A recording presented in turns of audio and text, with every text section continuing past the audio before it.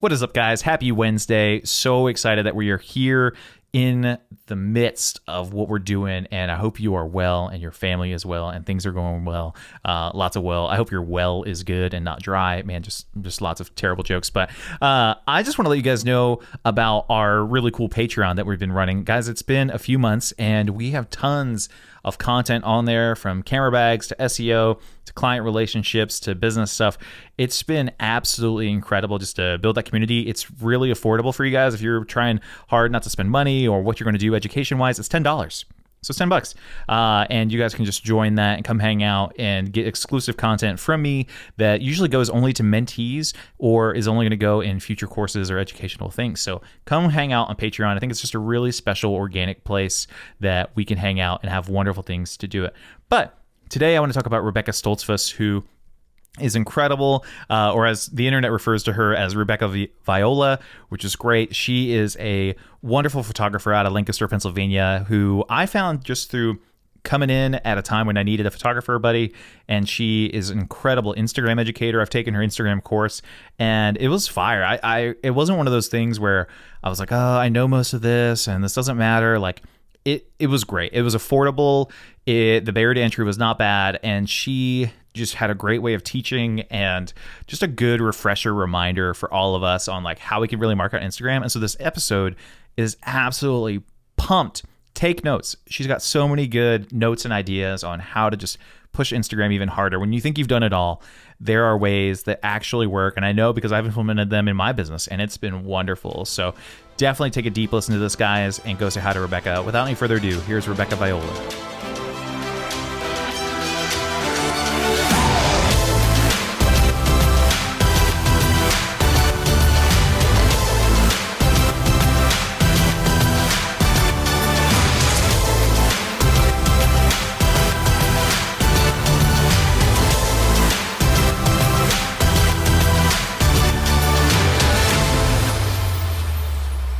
Rebekah, how's it going? I feel like this is, I need to just start off my episodes just asking people how everything is going during this craziness. How's it going? Good question. It is, the quote, one day at a time that everybody's saying. That's about what it is. Where it's good one day at a time, taking life like that basically nowadays, playing a lot of Minecraft and doing whatever I can to be accommodating to my brides, because there's a lot of rescheduling and things like that, if I'm honest. So it's been crazy. No, totally. That's awesome. There's nothing wrong with that. We're all in that boat. I think for me, from just April, May, and June, it was like 12 or 14 weddings, we had to reschedule. So it's and it's only going to get more and more if things continue. Like as the time of this recording, we're recording in like April. It's we have no idea. So hopefully the future us is like real good vibes, and we can look back on this and listen to this and be like, oh yeah, we were only like a week away from freedom and we didn't even know it. Yeah, exactly. Like a week away from now, I'll have lost like 20 pounds. I'm looking shredded. I have not eaten too many pizzas. I have to tell you this. So this is hilarious. We, everybody is trying to like find different sources of income right now. Everybody's like, trying to figure things out. And, okay, yeah, I saw a Facebook post from a photographer I met at like a conference, like, one of those people that you like, but you don't really know, but they add you or you add them or whatever, and it's not a huge deal. And it said she had Girl Scout cookies, and I was like, okay, I'm interested. And I never get on Facebook, at least not the feed, and so I'm already like, okay, what's going on? And she and her daughter, I can't believe I'm admitting this like to the world, but she and her daughter, her daughter can't go out and sling Girl Scout cookies anymore. Yeah, they can't deliver them. They can't go out. They can't, so I think they like forfeited their orders. And so the mom just had like 65 boxes, right? And so she said she was selling them, and she, cost of living in DC is insane. And like our Girl Scout cookies are like $5 a box, like $5.50 a box. And she was selling hers for $3 a box. And I emailed her and I just said, hey, it's been a long time. What do you got? And will you ship it to me? And she said, I will ship. Yeah, here's what I have. Like, what do you want? And I was like, I made her an offer for all of it. And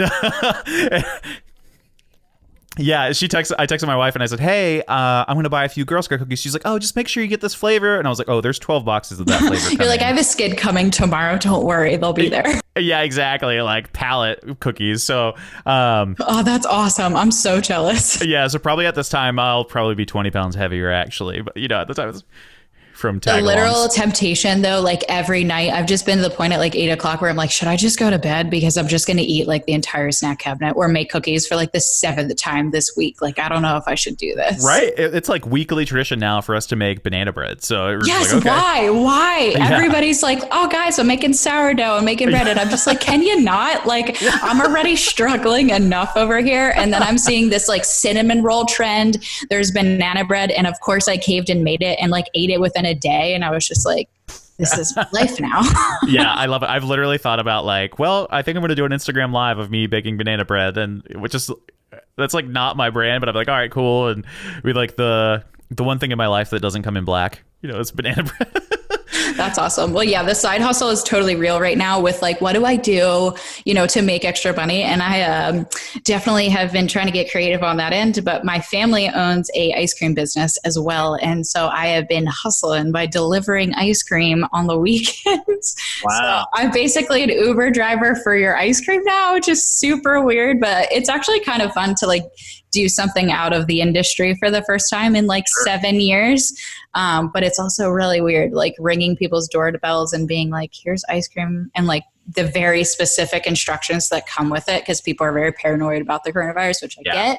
But they're like, don't touch anything, put it by the left step on the like back of the house. And you're just like, oh my gosh, like you're ordering ice cream from someone you don't know and you're being all weird where I put it. Like, you don't know what I'm doing with it behind the scenes, but yeah, no, totally. Anyway. No, I love that. It's, did you ever have the Schwann's man or whatever? The Schwann's. Oh my gosh. My dad like was best friends with a Schwann's man, and my mom and we had like a glass sunroom that was like the entrance of our house, and we would see him pull up and we would like literally hide behind the counters, like, because he would like every week my dad would buy stuff and my mom was just like always embarrassed by that, or like she didn't want to talk to him because she's more introverted, and so she'd be like, hide quick, and I'd be like, what's wrong? And it would be like the Schwann's man pulling up with like, hey, here's your ice cream sandwiches that your husband ordered that taste like butt, but here they are. I love that. That was probably my first experience like as a child with like, it's pre-grocery delivery or anything, but like they could deliver some, meals or like something fun. Usually it's like fun appetizers, I remember, but or like a cake in a box. Yeah, exactly. Very useful at a time like now. That is hilarious. Well, that's cool. So I've gotten to know you a little bit. I forget how I found you other than, just through Instagram, but, love your stuff. I actually took your Instagram course, and I was, friends with you before you hit 10K, and I got to watch that like journey. And you're like 24 years old, right? Sorry not to reveal that to the world, right? You're like so young. Yeah, I'm a baby in the world of, I feel like I've always been a baby. I just feel like for the past like 10 years, I've been telling people like, yeah, I'm a baby and I'm doing this because I'm a baby. Yeah. Your family still is like, hey, are you still doing that photography thing? And you're like, yes, it is my thing. It is my thing. Yeah. Yeah. It's kind of weird to be like, hey, I'm this years old, but I've been doing photography for like 10 years and people are like, what? And I'm just like, I don't know what to tell you, man. Like, yeah, no, totally. Do you know a girl named Hope Taylor? Yeah. So she was actually just on her 100th episode, and she had her own episode before, and she started really young and like skipped college and everything. And I love just like that story of people who want to grind and hustle. So for the few people that don't know who you are, like tell me a little bit about yourself and like what you're into right now. Oh man. So I am basically a wedding photographer. I started photographing weddings probably when I was the age 15, when I first got my first wedding. And the best part about it is I begged the guy at the grocery store that I worked for. I was like, hey, I want to shoot a wedding. And he was getting married. And I was like, can I shoot your wedding? And like literally convinced him to get to the ceremony, photograph the ceremony, and then realize like I can't drive and I need to get to the reception. And 15-year-old me has to bum a ride with like an old guest. And it was like literally like, hey, I'm 15 and like he doesn't know that, but I really need to get to the reception. And literally like my mom drove me to the wedding, dropped me off, but like didn't process the fact that like, hey, I'm going to need a ride to the next location. So basically me trial and erroring my entire career until I'm actually 26. I just turned 26. Okay. And basically just grinded and hustled. I had a passion for photography and people, and was homeschooled, basically hated school, went to a private school for a little bit and dropped out because it just wasn't for me, and ended up homeschooling and graduating when I was 15. And then from there, I just knew I wanted to do photography. So I just worked a bunch of odds and end jobs and shot weddings on the weekend, and really started taking off when I was like 17. And yeah, so I've been in it for, I would say like 10 years legitimately, like, got the EIN number when I was 17. Yeah. But before then, just kind of, playing it by ear and doing it all. But yeah, no college for me. I was just, school wasn't really for me. And I don't know, I grew up with a bunch of entrepreneurs in my family. My dad was an entrepreneur. My mom was.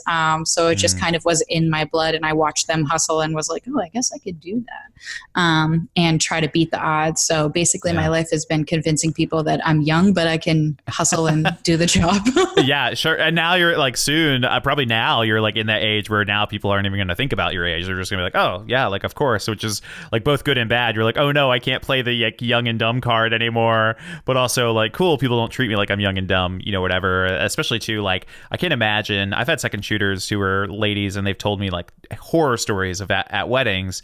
And then like, I can't imagine being like 19 at a wedding and like, so. No. Yeah. I worked at Best Buy for a good period of time while I was, Geek Squad, here we go. Yeah. No, I was actually the photography department, and I worked there because I was like, oh, cheap memory cards because of my employee discount, like heck yeah, because I came from a pretty poor family, so my parents weren't able to like give me anything, so they were like, we want to help you, but you kind of got to do it on your own. So Best Buy was my savior. But basically being like 18 years old working at Best Buy with a bunch of like creepy old men and then photographing weddings on the weekends, I was living the dream. Oh my gosh, I love that. That's so cool. That's awesome. And then so you're based outside of Lancaster, Pennsylvania? Yep. So in the good old town of Gordonville, which is south of Intercourse and Strasburg and Burdenham. So basically all the weird names of Pennsylvania, where the Amish are, that is where I live. So about 45 minutes from Philly, which is mainly where we work now, Philly, New York, New Jersey, which has been really cool. But I live in the country because I love the country. So during coronavirus, it's actually kind of nice to like have a backyard to go walk around in. Totally. Yeah, no, exactly. I've seen some of your Instagram stories. I'm like, oh, she has a lot of land. That's so great. That is super cool. Well, I loved your Instagram course, and I've been in business for a while and felt like I had a pretty decent Instagram strategy, and I took it and I was like, it was really well done, and I was just like, wow, this is great, and it's like very accessible. And then two, some of the techniques that I thought I was original on, I was like, oh, this is not new, but like you had a term for it. It was really cool, and so it was just really, really good. And so I think it's awesome. So, and we got to see you, like, you're one of the people that you're like teaching Instagram, and it's like we get to watch the success happen like very quickly. I think like you hit 10K like a month ago, right? And as we're talking, and then now you're like 10.3, which is like, it's not a huge deal, but this particular part of people's businesses is important to people, right? And it's like having the attention and getting, like I always say, Instagram is the top of the funnel, and the bigger you make your Instagram, you're making the bigger top of the funnel. The better you make your website. Like for SEO, all my SEO students, I'm like, guys, like if you just work on this, it'll just expand the reach that you can have. And you slowly like get people down and down and down into the funnel, and anyway, and it worked, because I mean that's how I found you, and I was like, oh, this girl's awesome, and she's great photographer and killing it with education games. So yeah, sorry, I didn't know if you wanted to say something. I was like, okay, yeah, I literally, Instagram is just like one of those things where, I kind of came from, like, I don't like to be like, oh, I came from nothing, but it was one of those places where I was like, you know what, it's a free way that I can get my name out there, and utilizing it in your business is just like the way to go. And for me, it was just like, I don't know, I've always had a passion for like YouTube and like Zanga and MySpace, and like I've always been into social media. So when Instagram came out, I was like, oh, I like this. And then when Instagram story came out, I feel like that's when I really like discovered myself as a brand, because there was just like the table was endless. Like you could just do so many things, and the connections that it brought with people, you know, like we're here together because of Instagram. I was on a Zoom call last night, educating about Instagram with a photographer because I met her on Instagram, and just like the connections are really cool. And diving into the education world has been terrifying because I have no experience, and it's been really crazy though, because, you know, I'm talking about my baby journey as a photographer, like teaching myself everything that I know. And now I'm like the baby in the education world where I'm slowly getting there and doing the same thing that I did in my photography business, like researching and just like endless hours on Skillshare and YouTube to learn how to like film and learn how to edit on Premiere and do things like that. So it's been really cool. It's definitely been really hard, but also really rewarding. Like yesterday we did a big Zoom call and like an Instagram live, and that was really cool just to watch, you know, people get excited about the content they're creating and putting out there on Instagram. So it's definitely brought like a whole new passion and vibe my way, especially this time. It's been really fun to like specifically have time just to do Instagram. Totally. So yeah. Have you always been one of those people, you know, I think of like Lindsay Roman and Every Rep. I love talking about those guys, but they're like very good at being on camera all the time. Were you always that way? Or was that like what flipped the switch for you if it wasn't always that way? So honestly, it's been one of those things that I've just always been in front of the camera. And I hate saying this, but a huge part of my photography journey when I first started. So I got my hands on a camera when I was around 10 years old, and being homeschooled, I had a lot of time on my hands. So I started taking pictures of like the farm animals and stuff, like things that we lived around. And then eventually I went through a lot of like really deep things as a kid and went through some trauma, and photography was actually like the way I could kind of like express myself. So I started taking photos of myself, which was like a more conceptual thing. Like nowadays I hate saying it because people are like, oh, you took selfies, and you're just like, meh. I took like conceptual photos that had hidden meanings because it was the only way I could like voice what I needed to say without saying it. And it's where I felt safe to do so. So I started taking photos of myself probably when I was around like 12 to like 18. I became known as like the self-portrait girl. And there was an app called DeviantArt. I don't know if you've ever heard of that. It's like, that's amazing. It's like, whoo, she back there. And so I became like really popular on DeviantArt for these photos of myself because it was me telling my story and like the trauma that I'd went through. So I was okay being in front of the camera. And then Instagram Live came and I was like, my voice, don't love that. Like, you know, when the camera's facing you, you're like, look a little weird. You're like, wait, why are my teeth so crooked? And like, you realize that. But I feel like my story has always been to try to inspire people to just embrace who they are, and just be okay with being themselves. So Instagram story was like a pivot. Like it was such a good point for me where I was like, finally, I can like get my voice out there. This is falling. That's all right. I was like, it's going to happen. I'm moving too much. So it was just one of those things that I've always enjoyed being in front of the camera. I tried to be a YouTuber when I was a kid. Like I enjoyed that. I don't know why, but it's just something that I felt called to do. So then with Instagram story, it just was very easy for me to do. It's hard because we all criticize ourselves and our voices and our appearance and things. But once I was able to just let go of that and be like, here, this is who I am.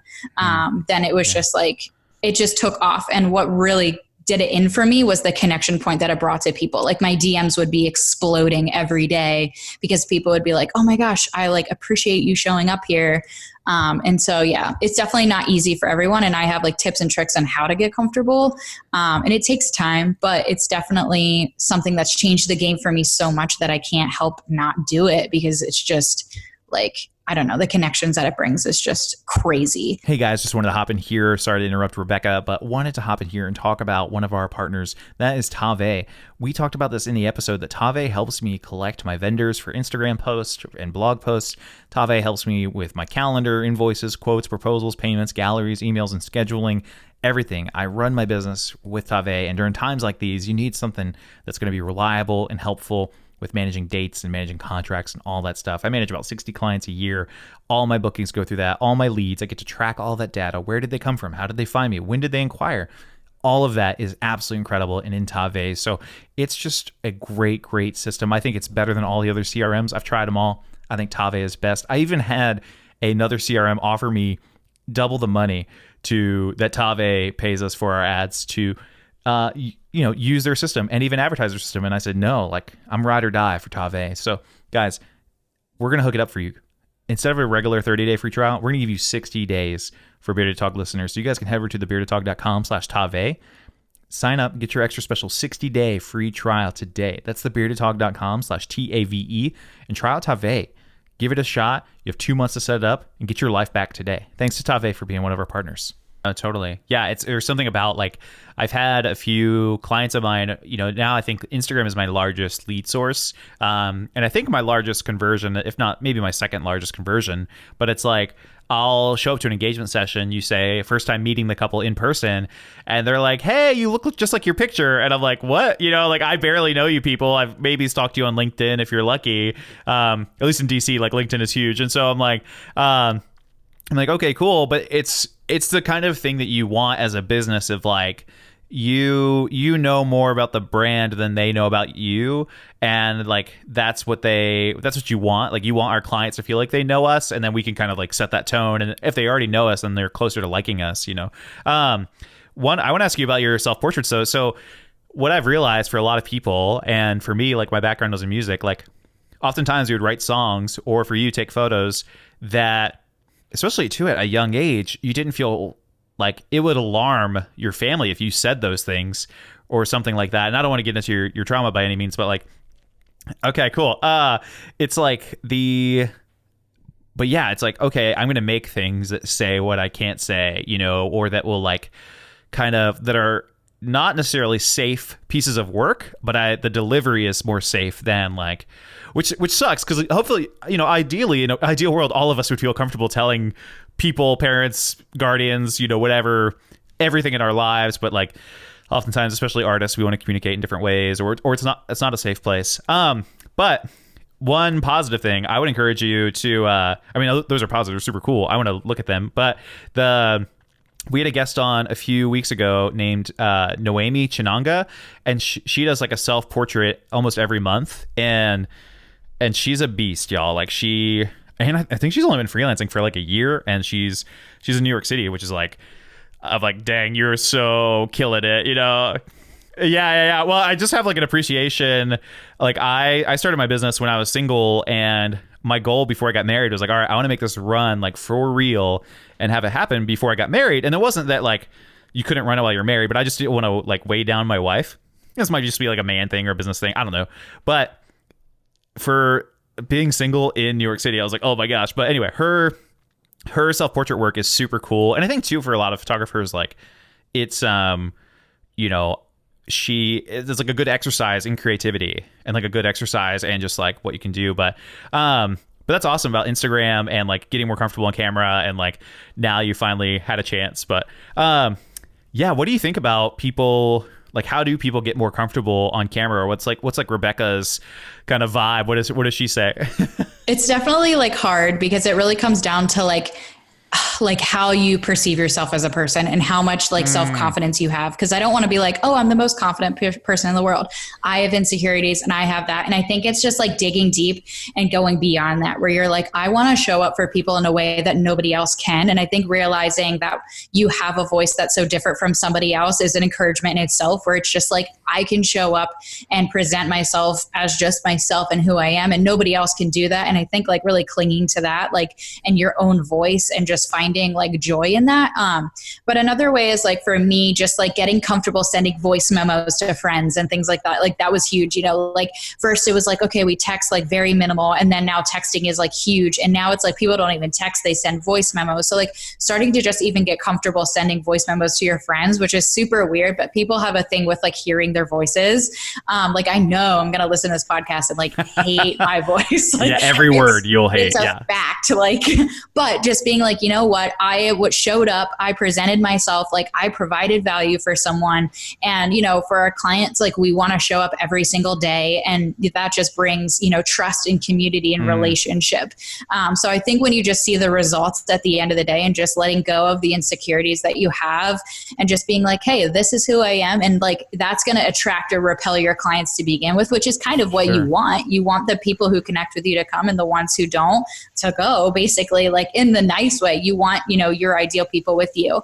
But basically just starting to send voice memos, or even just, like, one thing I always say is, like, for Instagram story, like, it's not a one time try and then you're done. Like you can literally record it. If you literally hate it, delete it and try it again, like until you get comfortable. And for me, like now I'm to the point where I'm just like, here we go. Like, and it doesn't bother me where like sometimes I'll get weird. I'll be like, crap, I got to do that again. Like I get tongue tied and we all do, but what's really cool about Instagram stories, like you can literally try it again. Like you don't see the back end of things that people literally tried something like 25 times and just giving yourself grace to just kind of like keep trying until you feel comfortable.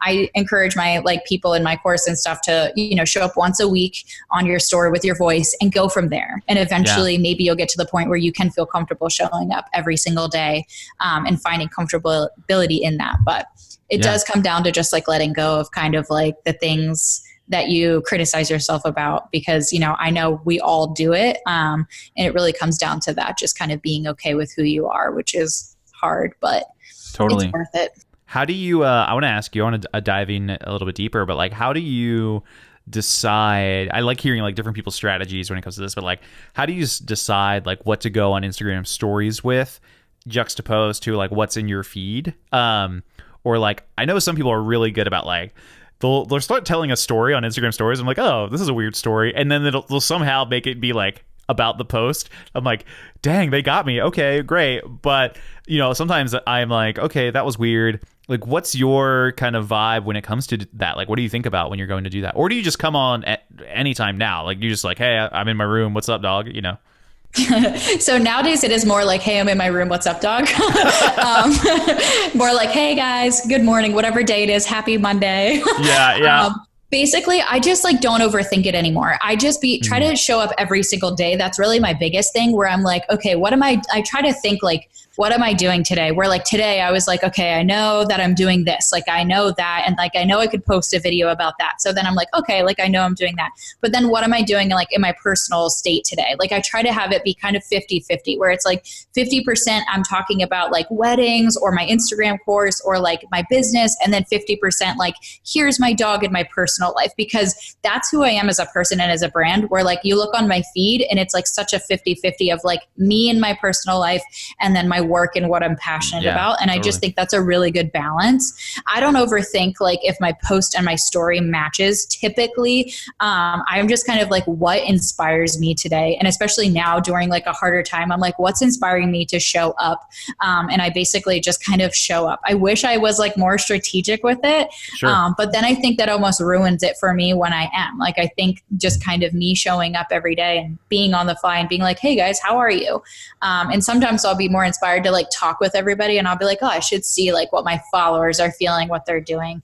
But other days then I'm like, well, today I'm really feeling like education. Like I am a person who definitely goes by like what is inspiring me in the moment, which I know is not strategic on any level, but it has always worked for me because people know me for that. And they're like, oh, this girl is hopefully going to inspire me and provide value and like just be a happy place on Instagram. So that's kind of like a terrible answer.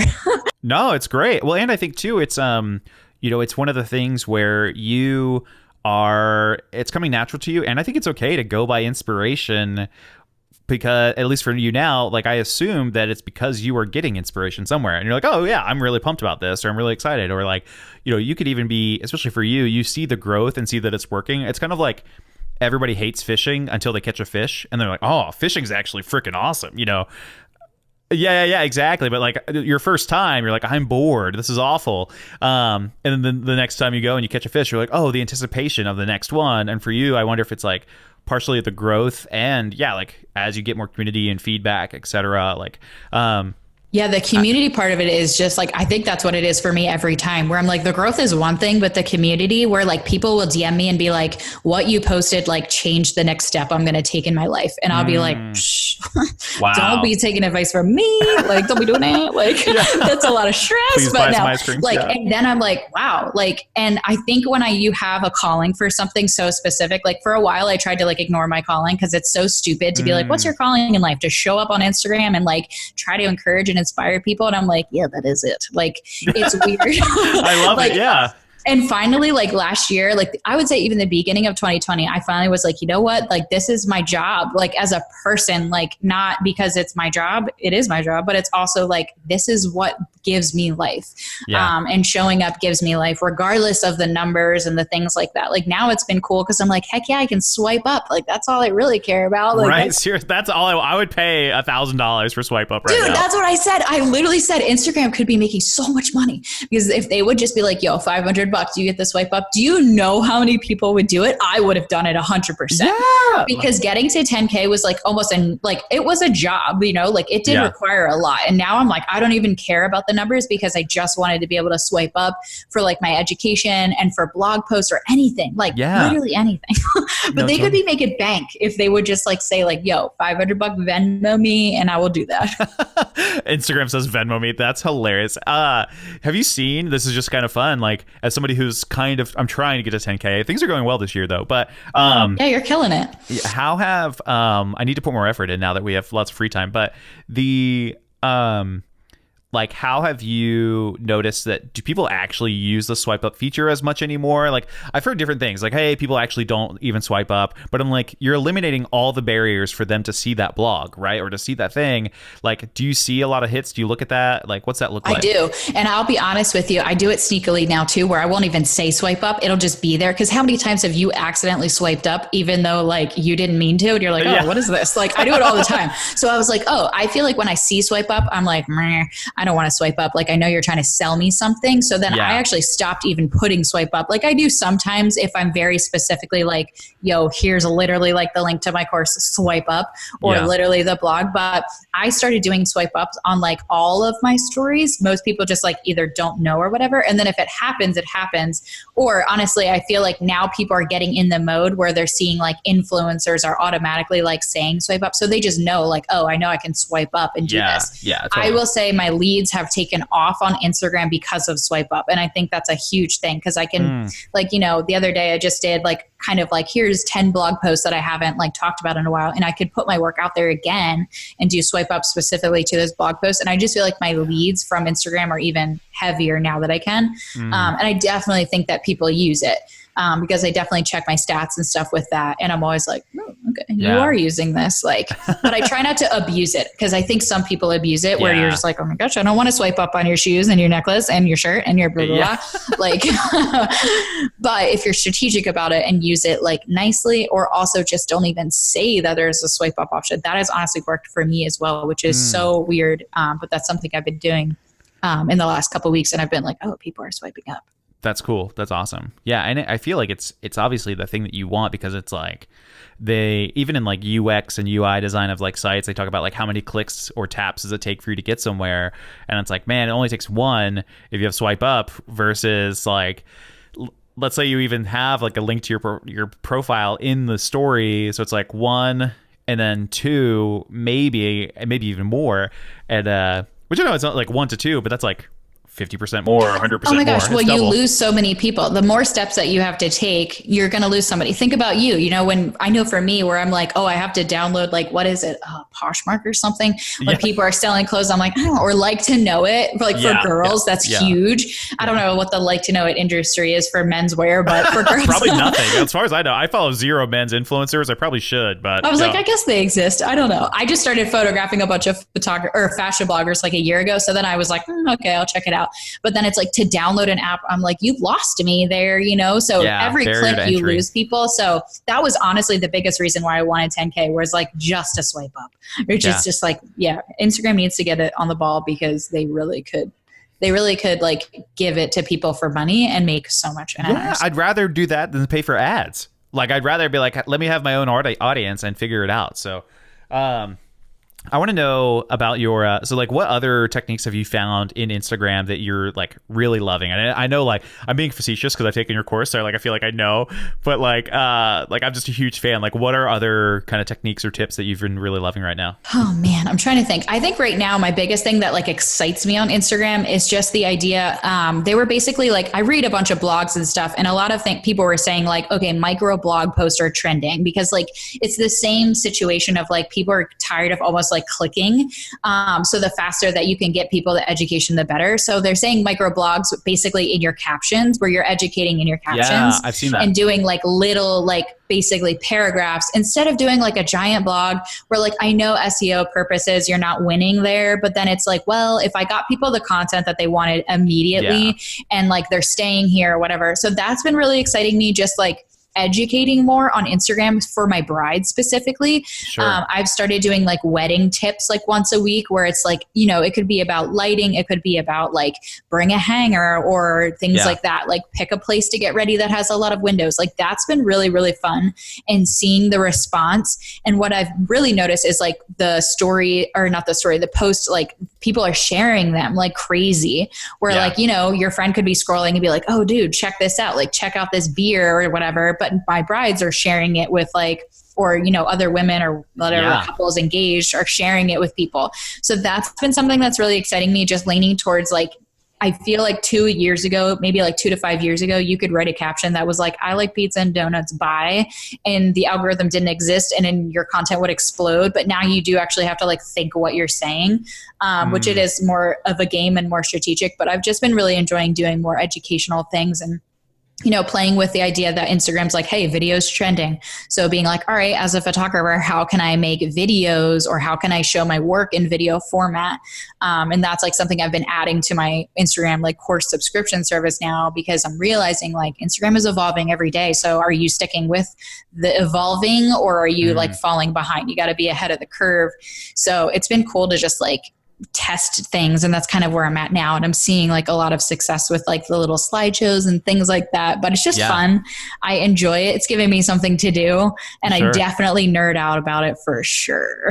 That's awesome. Well, it makes so much sense too, of like, I've seen a lot of people, and I've done it myself, but I've noticed that if you say you don't do long captions now, and you just post like the like Sunday looks great on you, you know, kind of caption or whatever, you know, if you have to almost like train your audience to look at longer captions, you know, which is weird, because a lot of times people, like, I'm doing a free workshop, and I think we'll already done it by the time this has happened, but like, you know, you post about it, and even your top title, right, it's kind of like the title, it says like free workshop, and then nobody notices it or whatever if you're not like trained to it or not in the habit. Or like, you know, for me, I'm still in that world where most of my followers are, you know, brides, I would assume. And so, you know, the photographer response is like, you know, whatever. Whereas like the Bearded Talk Facebook group is, you know, much stronger on the photography side, obviously. So it's just like funny how to like learn and dance with those audiences. And like, chiefly, at least for me, I still want to be, you know, wedding photographer and want, you know, Instagram to get me clients, but for me as well, like in the kind of like dipping my toes in the education space, it's like, why not have our Instagram also cater to that too? So it's a fun, weird thing. Do you have a favorite like Instagram like app? Are you like a Iconosquare girl, Planoly, you know, whatever? Later.com is everything. I have like 4 apps that if I did not have, I would die. Later is number 1 for like scheduling. You can schedule stories now. You can schedule your posts. You can also like get really deep into the analytics, which is really cool. Like Instagram just gives you like a broad version of the hours, but Later will literally give you like a breakdown of like minutes in the hours, which is really cool. But Later for scheduling. My other 2 apps that I've been like geeking over right now are Over, which is like, it's like a graphic design kind of app. The text app. But you can just make like little more brand content, more on brand content. Cause that's what I've been focusing on right now, is like going so hard on my brand, on my stories, where like, if it's not screaming at you by the time you're done my Instagram story, like there's a problem. But I've been working really hard on that. And that's like my biggest tip right now, is for people, like, go so hard on your brand to stand out, because like, for me, pink and yellow obviously stands out. And the more that you can create your brand on your Instagram stories to stand out, like the better you will do, and you'll keep people coming back because they're going to remember you. So Over has been my second app. And then the other one is called VideoLeap, which it's like this like noob app for making videos on your phone.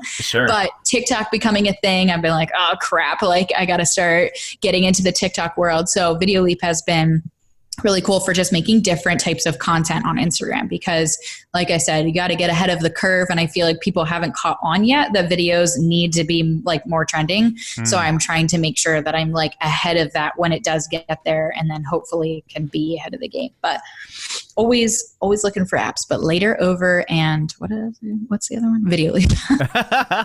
And Instagram, of course, obviously. Yeah. Hey guys, want to hop in here and thank our second sponsor. That's Photo Booth Supply Co. During wedding season, I'm always thinking about how can we expand, get more revenue on the bookings that we actually already have. What can we promote to clients that they might want? How can we provide value and hopefully raise our revenue for them? Most of the time, those ideas are bad or come off salesy or cheesy until Photo Booth Supply Co. Photo Booth Supply Co. is an incredible photo booth company based in California whose sole goal is to help people make more money. I have their new booth. It's called the Salsa, and it's leveled up everything here at Mesa Photography. The Salsa is really cool. They have a bunch of booths, but there's no printers or papers or breaking your back for carrying a bunch of heavy cases. It's digital only, selfie style, eco-friendly, and it's all in one. You don't even need to hire an attendant if you don't want to. It takes 60 seconds to set up. I feel like a lot of photo booths are really, really heavy and bulky and weird, and you just don't have that with the Salsa, which is really, really cool. I've taken it on flights with me. It's also super affordable, guys, to get started. A lot of booths are very, very expensive to get started. The Salsa is not. I don't think so at all. It's less than the cost of one wedding, and you can make lots of extra money on it. And it's really cool. It just elevates the quality of your brand. And the more you're taking over more of the experience at a wedding. So it's like represents more of your brand, which I think is really cool. So guys, definitely go get a Salsa today and start marketing it. They even have the marketing materials for you for free. So those are the same ones I use, right? So like you do not have to stop what you're doing and to design more things, to do everything. Like they have everything for you, everything from Instagram posts to photos to text to whatever. So head over to thebeardedhog.com/booth, get your Salsa photo booth, and start making more money on every wedding or booking today. That's thebeardedhog.com/BOOTH. Huge thanks to Photo Booth Supply Co. for sponsoring our show. I love it. No. That's surprising. I'm a later guy. I use later for like a year and a half, and it's great. Maybe we'll talk about this after the podcast, but it's cool for scheduling. But I don't know if it was them or something, but like when I go to, this is very ranty and sorry for everybody on the podcast. When I say I'm going to post a photo, right, and later text you and says, hey, it's time to post, you hit post, you hit open in Instagram, and then it'll open Instagram, but you can't add a location when... You know what I'm saying? Like so what I've been doing is kind of ghetto, and I might just have a break in my workflow, but what I'll do is I'll like get the caption from later, and then I'll just go manually add the photo, which sucks. Like I miss the ease of like, oh yeah, of course they're gonna open up Instagram for me, but I think it's some like weird iOS yeah, I don't know if that's not for you, then it's a glitch on my side. Well, I'm trying to think. Honestly, I do the same thing where I just like, I want to be, because for me, I use later to like schedule, but then like, I know for a fact, like every day I check in the morning, like what time is my post going out today? Yeah. Where I'm like, 3:00, I need to be like available. So it's not just like automatically going out. I'm putting it out myself because I like that control. Yeah. And so then I can add the tags, which later has gotten better. If you pay for their subscription, blah, blah, that word, you get like access to like more features and things. So that might also help too, but that might be a glitch on your end because but adding locations is awesome and it's worth the extra ghetto effort to do it because totally. Honestly, content, like if people watch like my content creation, they'd be like, what is this girl doing? But I'm like, if you take this and this and this and this and this, like it's all about the presentation. You don't got to know what goes behind the scenes. Yeah. I love that. Yeah. That's one of the things from your course. One of the things I love doing is what I'll normally do, my strategy, if I'm on my A game, and there are different versions of this, but what I'll do is like, so you have a wedding on Saturday, right? And it goes really well. It's perfect. You love all the images. And so you're like, okay, cool. I'm definitely going to share these in my portfolio or share these online or whatever. And then, Monday, Tuesday, you get your sneak peeks ready to go. You'll share a few on Instagram or maybe one. And then what I'll do is I'll tag the venue, of course, or tag the location for the venue.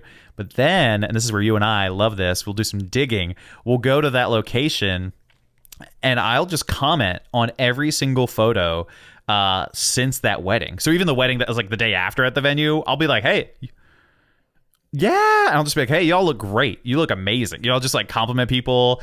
And this is like my Instagram secret. Like that digging is my favorite technique of Instagram. I love digging. People are like, oh, it's so funny. And people are like, what? And I'm like, yeah. Like in the way, like Chelsea is funny. The girl who is my assistant, she like, it kind of helped me come up with this method. And like, she is like, I'm like, yo, you should work for like the FBI because you dig so good. Like she'll be like, yo, I found the bridesmaid's like husband's aunt from the wedding yesterday and she's engaged. And I'll be like, what? Yeah. Like you could take digging to like a whole nother level where it is just like so awesome to do that. I have been finding tagging venues, and this wasn't even in my course, which I'm actually going to be adding it. And I may have talked about it a little bit, but like tagging the venues, the floors, like every single one, like on every single post that you're doing. And the amount of leads that I've gotten from that, where like I'm now doing carousel posts where I'm like, hey, here's inspiration from like 10 different weddings. Which one's your favorite? And I'm basically by the end of it getting used hashtags of like 30 different vendors and tagging 30 different vendors, and like the stuff you can get from that and then going in and digging through after that, it's just like endless. Like you could really put all the effort into it. You could do it forever. Yeah. So without just kind of getting nitty gritty for fun, are you, so you've essentially, you'll have like one location for that carousel, right? You have to choose one, whatever it is, but then every photo, let's say it's a different wedding. So you'll tag all the vendors from each wedding. And then of course right now it's really big and easy for like vendors will just share everything. Like I'm the same way. Like if somebody posts one of my photos, like I'm probably going to share it unless I hate it. And like that's essentially what you're doing, right? And then so every vendor, let's say you have 6 vendors per post, that's 60 vendors on that carousel that hopefully will share it. So that's brilliant. I love that. And also like then you're finding yourselves in 60 different vendors tagged photos. And you know, like if a bride is really looking at a vendor, you know dang well that they're looking like at every avenue. They're looking at their feed. They're looking at their tagged photos. They're looking at their stories. Yeah. Like they're looking at everything. Because you know how brides find that like, oh, you've worked with this venue before. I feel so much better. That just like creates that ease for them. So I'm like, you could literally like get your name out there 60 times within the span of one post, and been doing that. And also being specific with the hashtags where like most vendors have their own hashtags. So then using those as well, because you know, if people are looking on them, the reach might not be as good. That's not what we're worried about here. We're not here for the reach, we're here for the bookings. Yeah. So I know that my brides, like if they're really serious about a vendor, they're going to be looking at their tag photos, their hashtags, everything. So if I can be in there like a million times, I'm gonna be in there. Like, and I will post the same venue over and over and tag the same people, like just different pieces of those weddings. So when you go to those venues tag photos, I'm just like all you see. I love that. I love that. You get me pumped right now. I want to go post right now. I just want to like, that's an even better like technique in it. I just love that. It's hard to, and I want to ask you about this. Do you ever find though, like, and maybe I just need to stop being such a wuss about it, but like Adam, this is your business. Like this is marketing. Of course it's going to take more effort to like get all those 10 weddings vendor info again. And I even have workflows that like make it a little bit easier when I'm like, that's still 10 of them. Like, yeah, do you have like a special trick or way? Like I know for me, I use Tave, and Tave, I have it make it auto send me all the vendors' Instagram handles. Which is great. It's incredible. And even on wedding day, it'll send me like all the first names of their vendors. So I'm like, Sheila, how's it going? How are you? Like, I already know. But like, yeah, I know exactly. Yeah. It is sometimes awkward when you have like usually like big hair and makeup studios, they'll have like a assistant and that's the name. And you're like, hey, Sheila. They're like, my name is Brittany. Yeah, 100%. Yeah.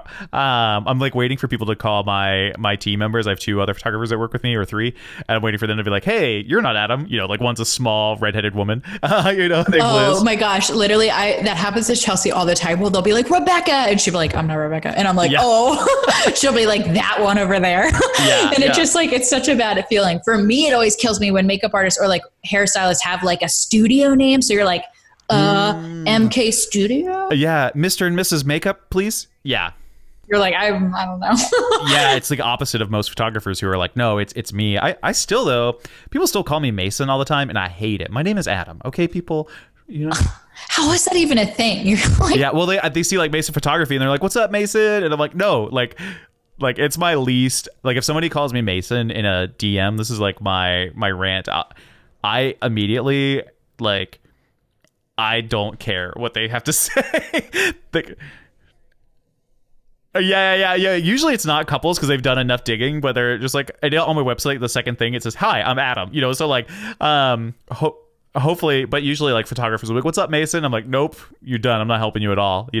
Like, yeah, if you can't dig enough to know that my name is Adam, then I'm done with you. No, it's like those inquiries that you get that are just like, "What's your pricing?" And you're like, do you care about my soul? Like, I don't even, I like want to say that I always answer those emails, but I don't, because I'll just be like, did you read my website and see how much work I put into like every avenue of my business? Like, could you at least type like 10 more words? Like, how are you doing? Yeah, exactly. It's especially right now, they're like, as we're recording, it's like coronavirus. And I talked about this earlier to a bunch of photographers, how like the thing I'm holding on to and the thing I'm really excited about is that, like, especially because of now, weddings and people coming together and celebrating will never be more important. Like, doesn't this remind us like how big a deal? It's that's welcome to Pastor Adam's thing.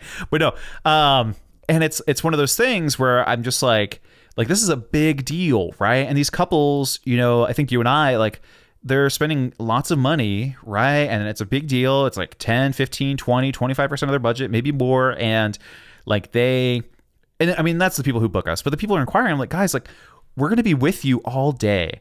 Don't you want to kind of treat your photographer like a person rather than a commodity? Like, I've had couples too. One of my things too, I don't know if obviously couples don't know this, but like, if after I talk with a couple, if they're like a little bit nervous about pricing or they're not really sure, I'm the most flexible immediately. But if they wait like a week, I am less flexible. I'm like, no, I want to have a conversation and help. When they don't give you the time to like be able to sit and conversate back and forth, and you're just like, Murr. I'm always like ending my emails like, be real with me. Like, I literally say that, where I'm like, please be honest, or like whatever, because I understand, like, I ask for their budgets up front. So then if I know I'm over it, I'm like, yo, I really connected with you. We could maybe work this out, but like, you gotta tell me where you're at. Don't just like not talk to me. Because then when you get to that point again, you're like, well, they don't even care about like replying to like all of the work I just went through to like get them that. Right. Totally. I'm just like, guys, like, let's just chat. Like, everything is up for discussion.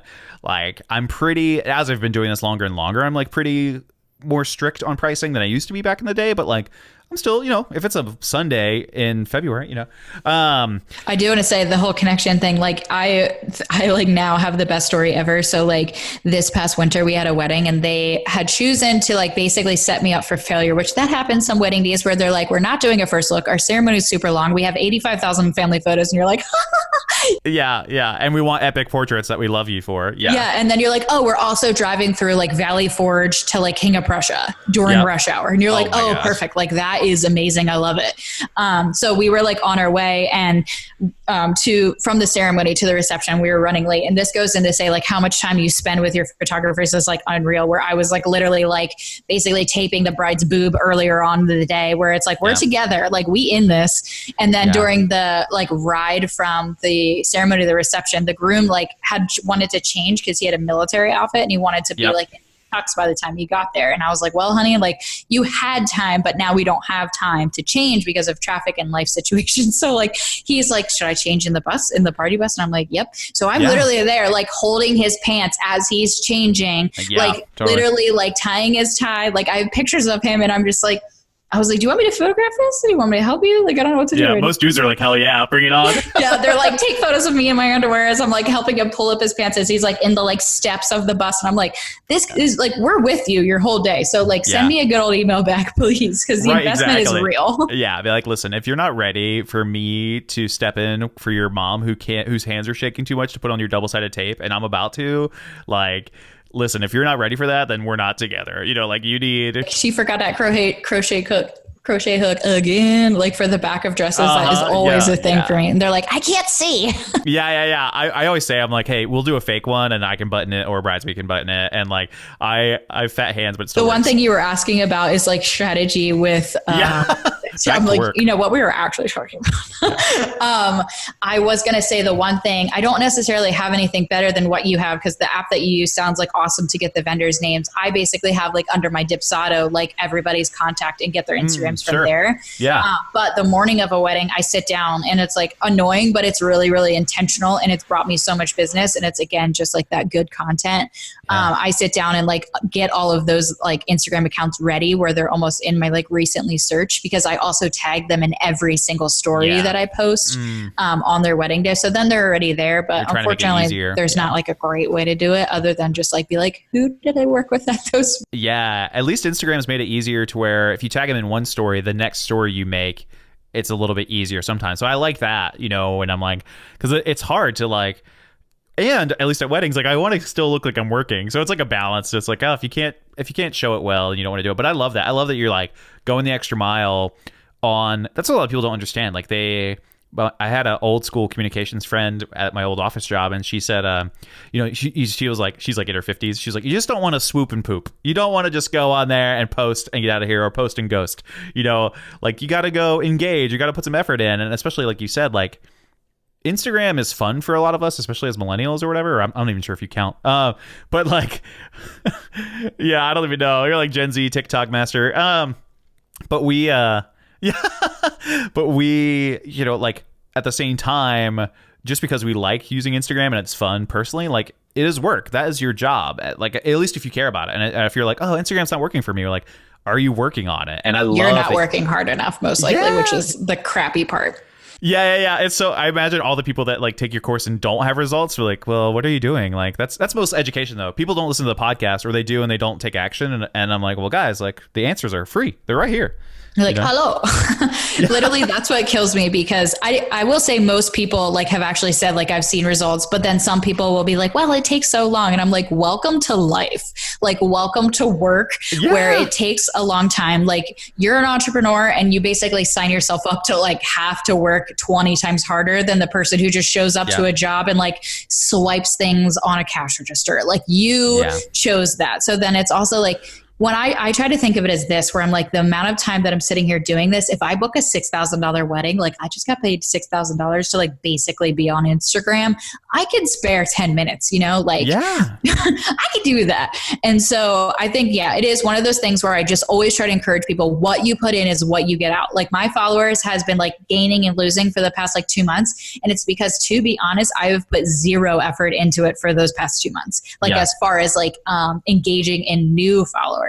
I've been focusing on engaging with the followers that I already have, and the relationship that we've been building is just like is crazy. And my DMs are exploding where like my fingers hurt at the end of the day. And I'm like, thank goodness they added voice messaging, because I would literally not be able to respond. I love that. But it is one of those things where it's like, life is what you get. Like whatever you put into life is what you get out of it. And Instagram kind of goes the same way. Like, right, that's any medium, right? It's just like the thing I love too, and I wanted to have you on because it's like you focused on Instagram, but it's like I tell people, you know, when it's like comes to like lead generation, I'm like, guys, like there's 1,000 things you can do to generate leads, but like pick 3 or 5, and like if Instagram is one, which for most of us it is, go ham on it. Like really dive hard into it and think it out and like curate what you're going to put on there. And I've done, you know, the biggest thing a lot of my mentees struggle with is like they'll have pretty photos that they think like people will like, but they don't represent them.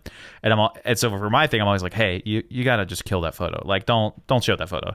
Because I'm like, hey, like if you don't want a bride to book you because of that photo, then don't post it, you know. And like I still struggle with like curation, and I think now like I don't have a pretty feed, but I'm trying to get better at like incorporating myself into my feed. Like people know that there's a fat bearded dude on the other end, and he's usually happy, and we're like, we just had some confetti. And then the other thing is too of like, oh, his photos are colorful, and you know his couples are diverse. Like that's basically, you know, what I want. And you know, like eventually I'll get to having it being orchestrated. But I think too, the benefit now, I feel like the feed look has mattered a smidge less than maybe it used to like 2 years ago, when it was like pristine. Yeah, because I think of it back like 3 years ago when like everybody used like the same filter and basically posted like the same photo over and over, where I was like, here's my feet and here's my coffee. Okay? all you're going to see. And like, that is what it was, where it was like so curated, where like you almost hated it because you were like, oh my gosh, that person's so perfect.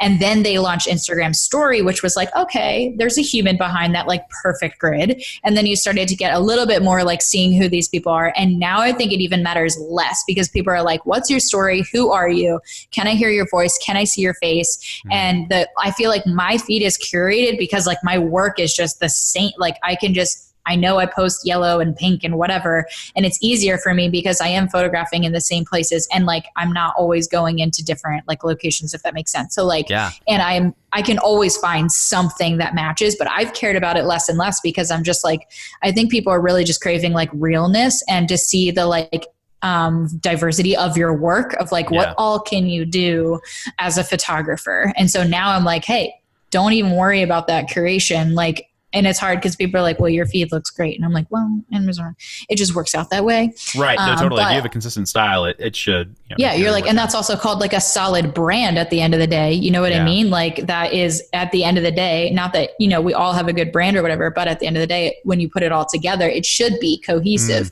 for the most part. But yeah, I definitely think the feed matters like less and less. I don't even really care. I'm like, what's inspiring me, or what do I want to show?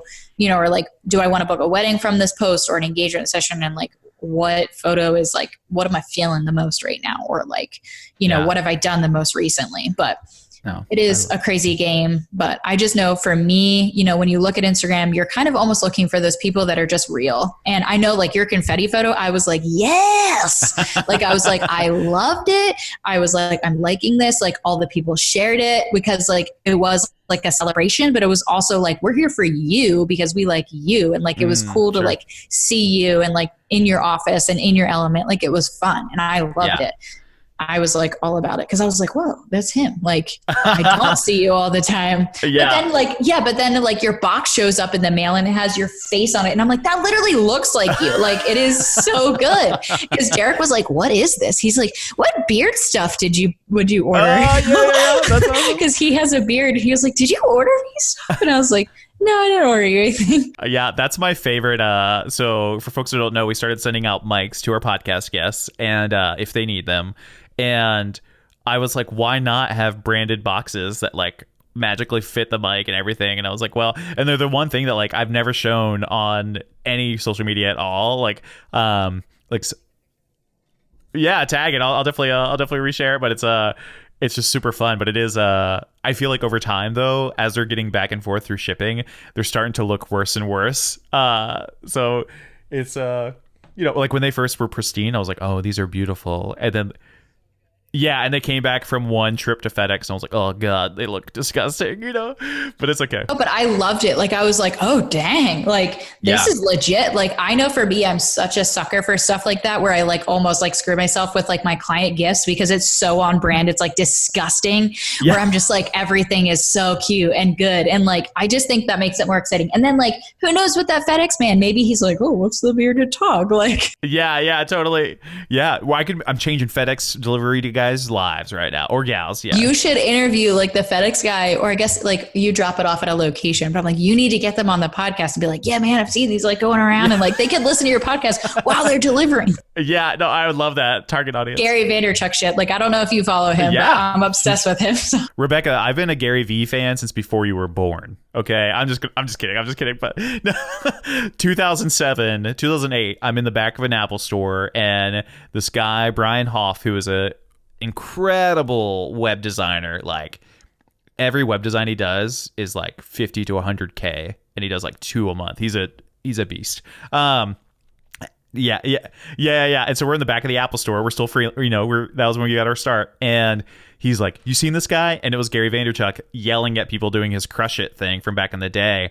And I was like, I love this. Like, this guy is like unapologetic and doesn't care. And it can come off really poorly, but like he wants to he wants you to win. And I was like, that's how I feel. Like, I just want people to win and make it happen. So I love that. I don't know. I found him because of the Crushing It book, because my friends have a t-shirt company, and what are they like? Was it the like hook and pull method or something? Jab, right hook. Yep. Yeah, that. So that's where I was like, oh, I'm going to read it. Cause that's how like I've like basically learned anything in marketing or my business is just like reading books that are like people tell me, or I'm just like, you know, on Amazon, when you buy one book and it's like, you should read this one. I'm like, yeah, okay, why not? Like, sounds good. Thank you.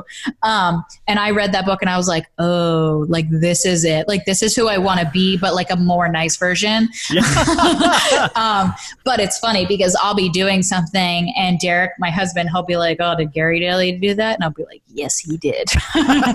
Like the reason why I gave away a wedding was because of Gary Vaynerchuk, because he was like, what can you give away that makes no sense? And I was like, it makes no sense to give away a wedding, but I'm going to do it because it's like crazy. And the amount of inquiries and leads that I got from that. And it was like, I'm doing this not for strategic, like I want to be generous and like be a good brand. But then at the end of the day, like the strategy was like, whoa, I now have 85 emails of people who are looking for a photographer. Hello, thank you. Like Gary V. But not that we have to talk about him, but no, I love that. I love that. What's before we get you out of here, what is one more fun like Instagram tip or Instagram thing you like? Like what's your, you know, tell me about like, is the bios big? Do people still use hashtags? Like I love hashtags, but people are like, you know, whatever. Like what's one last thing you can leave people with? I know this is silly and has nothing to do with like, it's more Instagram story. And it's something that I've been like so excited about, which I've been able to do it for like a year now, but I guess I just started really teaching about it. And for anyone who uses any type of Instagram and trying to like elevate their brand to the next level on your Instagram story, which is like my biggest tip, is elevate your brand on your story. Like how can you set yourself apart? Don't just like post like a literal video of you, like add your colors, your voice, all of that. I basically have figured out years ago that you can copy like any type of photo or graphic onto a story. Yeah. So I designed these little things in Over. So if you download that app or have a graphic designer design things and literally copy them on your phone, and they will paste them as a sticker, which is like a hard tip to share like while we're on like a voice thing to like show you. But it's the general idea of just like elevating your Instagram story, because that is where it's at. Like that is where the money is. That is where the connection is. And doing whatever you can to set yourself apart on your Instagram story, and like going hard on that. Cause like there will not be a story that I put out there that isn't hopefully on brand, unless I get a little lazy. Sure. But that is my biggest thing, is just like go hard on your Instagram story, and hashtags, continue to use them on your Instagram story. You can use 10 on your Instagram story. And they're on every single story of mine. They're just hidden, where like hide them under GIFs, hide them under the photo, hide them under anything. So guys, hide your hashtags on your stories. Hide your kids, hide your wife. And you can even change the color of the text, so then it's like the same background. Like there's so many things that you can do. Be using 10 hashtags on every story that you post, a location tag on every story, and 30 hashtags on your post, your feed post in general. Do not be lazy with your hashtags, because you can really make some magic there. They might not be for reach, but if they're for bookings, to me, the more specific they are, the better. So I could go on about Instagram for like the actual rest of my life. Oh, so good. We'll have to have you back on, and we'll do something fun. Maybe we'll plan like an IG live or something. But yeah, that would be awesome. I'd love that. What else do you have going on? Like I know you're doing updates to your course. You got another course going on. Like what do people need to know about, and where can they go to find all the fun stuff we've talked about? So basically, I launched my Instagram education course it'll be a year ago this summer, but I actually changed it to be a subscription service, because it was once just like a one-time course where there's 20 videos, but then I realized Instagram is changing every day, and I want to be able to provide that value and that content. Yeah. So you can go to my Instagram, the link in my bio, where I have a subscription service. And right now it's $5 to $10 a month, and I'm adding content every single month as Instagram evolves. Sure. And it's been really, really cool. So then I'm doing the work for you guys, and you don't have to figure out all the crazy stuff. I'll figure it out. And I'm also providing the resources to make the magic happen. And we have a graphic designer like on our side, making sure everything is like top notch. So that's really what I'm pouring my heart into right now, is my course, just with the extra time. Working on a flash course, but that terrifies the crap out of me, but I'm still doing it because the people have spoken. But no foreseeable future with that. Maybe by the fall time. But otherwise, I'm just working on showing up on Instagram and providing value and connecting with people and just hopefully photographing a wedding sometime this year. Right? No, totally. Yeah. Hopefully we'll know more by the time this comes out, that we'll actually be like shooting, or when things will happen. Hopefully we'll flatten the curve. We'll see. I have not left my house in like 3 weeks, so flattened over here. I love it. Awesome. Well, Rebekah, thank you so much for coming on. It was an absolute pleasure to have you. One last question. What is your Instagram? Where can people go to find you and say hi? Ooh, my Instagram is Rebekah Viola. So I'm going to spell it for you. It is RebekahViola, because nobody spells Rebecca that way anymore. So that is it, Rebekah Viola. And thanks so much for having me. It's been super fun and just inspiring during this time. And I love what you're doing in your work, and it's super inspiring. So, and I love this podcast. I'm so obsessed with like everyone who's been on here. So it's an honor to be here, and I'm super thankful. What an awesome episode. I love Rebekah's wisdom. For somebody she's just so young, but so on fire to hustle and make things happen. Absolutely love Rebekah. She's just incredible. So you guys got to go check her out on Instagram, Rebekah Viola, and go say hi. Tell her the Bearded Talk sent you. I know that you got a lot out of this episode, and I was so thankful that she shared some Instagram tips that I know I love and that she loves. And so really cool. She's a great educator when it comes to Instagram, and she's just getting started, which is really cool. Have a wonderful day, guys. Keep being awesome.